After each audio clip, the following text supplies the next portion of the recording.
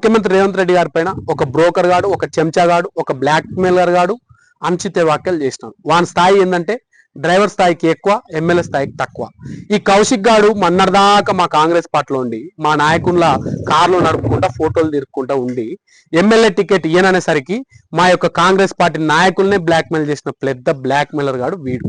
మళ్ళీ ఆయాల ఫోన్ రికార్డింగ్లు వచ్చినాయి కదరా, నువ్వు వేరే పార్టీ నుంచి టికెట్ తీసుకొస్తావు కదా అని మేము అడిగితే, లేదు నా బీఆర్ఎస్ పార్టీ వాళ్ళు మొత్తం నా ఫోన్ ట్యాప్ చేసినారు, నా రికార్డింగ్లు పెడుతున్నారు అన్న దళితుడు మళ్ళీ ఇవాళ వాళ్ళ చంతన చేరి పిచ్చి పిచ్చి మాటలు మాట్లాడుతున్నాడు. వీడు ఎమ్మెల్యే ఎలక్షన్స్ ముందర వీని పాప, మా చిన్న పాప పెళ్ళాన్ని తీసుకుపోయి మాకు ఓట్లు వేయండి, మేము ఏట్లో వేసుకుపోతే మేము చచ్చిపోతాం అని బ్లాక్మెయిల్ చేసి ఎమ్మెల్యేకి గెలిచినోడు వీడు. గెలిచిన తర్వాత పాప ముజరాబాద్ ప్రజలందరినీ బ్లాక్మెయిల్ చేస్తున్నాడు. పాపం ఏం చేస్తాం, మంచోడు మేము చచ్చిపోతాం గిచ్చిపోతాం అంటే వీడిని ఎందుకు చంపేదని ఓట్లు వేసినారు. అట్లని వీడు గెలిచిన తర్వాత ఏమన్నా ఉద్ధరపెట్టినా అంటే లేదు. ఎంతసేపు నా కేటీఆర్ కాడ మంచి పేరు తెచ్చుకుని యువతలో పిచ్చి పిచ్చి మాటలు మాట్లాడాల, లోపల ఆయన బూట్లు నాకాల. ఆ కేటీఆర్కి కావాల్సిన అమ్మాయిలను అనుకోండి, డ్రగ్స్ అనుకోండి, ఆ ఫామ్ హౌస్లు అనుకోండి, ఇవన్నీ సెట్ చేసే ఒక పెద్ద బ్రోకర్ గాడు అయినాడు తప్ప ప్రజలకు ఉరగబెట్టేది ఏం లేదు. మళ్ళీ ఇవాళ ఈ చిల్లర మాటలు మాట్లాడు.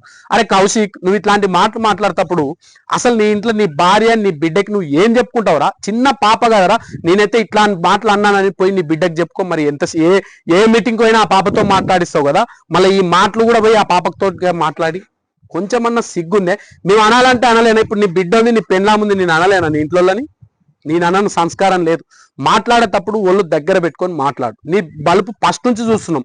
ఆ తెలంగాణ రాష్ట్ర ఉద్యమ సమయంలో మనకోటలో కూడా నువ్వేదో ఫైల్ మ్యాన్ లెక్క గన్ను పెట్టి రాళ్ళు పెట్టి పేల్చినావు. ఇప్పుడు మళ్ళా రాష్ట్రంలో నీ హుజరాబాద్ ప్రజల్ని బ్లాక్ మెయిల్ చేస్తున్నావు. ఒక పెద్ద బ్రోకర్ గాని నువ్వు, ఒక పెద్ద డ్రైవర్ గాని నువ్వు ఎలా వాళ్ళ బూట్లు నాక్కుంటా మా యొక్క నాయకుడిని అంటే ఎంతవరకు మేము ఊకుండాలా? ఒకటే చెప్తావు చూడు కౌశిక్ రెడ్డి, ముఖ్యమంత్రి రేవంత్ రెడ్డి గారి పైన నువ్వు ఏమైనా మాట్లాడుకున్నప్పుడు ఒళ్ళు దగ్గర పెట్టుకొని మాట్లాడుకో.